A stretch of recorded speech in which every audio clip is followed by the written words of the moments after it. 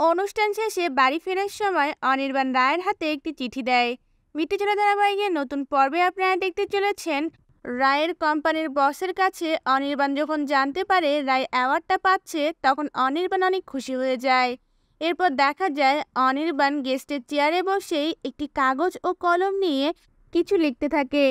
এরপর দেখা যায় অনির্বাণকে রায়ের কোম্পানির বস সংবর্ধনা জানিয়ে স্টেজের উপর ডাকে আর তাকে চাদর পরিয়ে দেয়।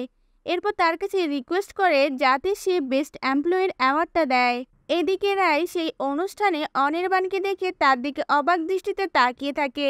এরপর যখন অনির্বাণ স্টেজের উপরে রায়কে ডাকে, তখন রায় স্টেজের উপর উঠে অনির্বাণের দিকে অবাক দৃষ্টিতে তাকিয়ে থাকে।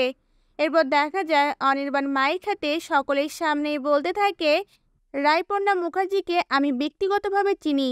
আমি রায়পর্ণা মুখার্জিকে তার আগামী দিনের সাফল্যের জন্য অনেক শুভকামনা জানাচ্ছি। All the best for her future.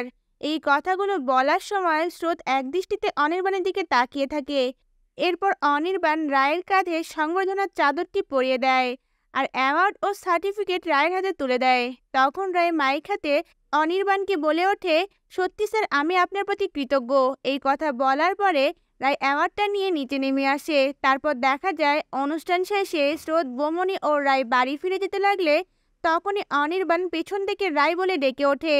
আর রায় পেছনে ফিরতেই অনির্বাণ রায়ের হাতে একটি চিঠি ধরিয়ে দেয় আর বলে ওঠে, রায় প্লিজ এই চিঠিটা পড়ো। তখন অনির্বাণের দিকে রায় অবাক দৃষ্টিতে তাকিয়ে থাকে। এটাই হচ্ছে নতুন পর্বের আপডেট। তা ভিউয়ার্স, এই চিঠিটা পড়ে কি রায় অনির্বাণকে ক্ষমা করে দেবে? আপনাদের কি মনে হয়? আপনাদের মতামত আমাদের কমেন্টে জানান। ধন্যবাদ।